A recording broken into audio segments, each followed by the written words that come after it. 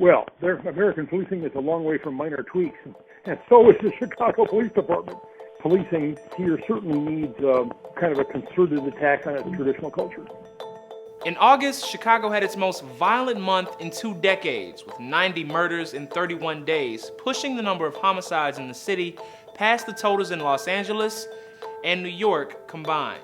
The mayor delivered for us. In response, Chicago police plan to beef up the department by about 7%, hiring nearly 1,000 police officers. But the jury is still out on whether that's the best way to combat crime. For every 10% increase in number of police, violent crime goes down by about 5%.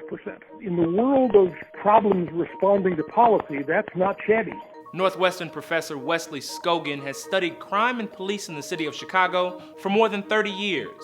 This is a highly debated point, whether that money is best invested in police or in other things, even other things having to do with crime prevention. Some have estimated the cost to add these officers will be over $130 million in the first year alone. For Chicago, I think my number one priority is actually spending on officers who would be put back into the city's community policing program.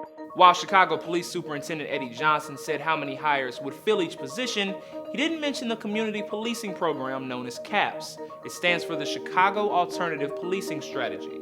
Skogan worked with Chicago's community policing program and said at one time it was one of the best in the country. Late in the second half of the 1990s, say, and early 2000s, people came from all over the world to look at Chicago's program. They were great. They were great in that day, and then they lost it. CAPS lets officers work directly with the community to solve problems. The program has things like regular community meetings which aim to build trust and understanding between CPD and the people it serves.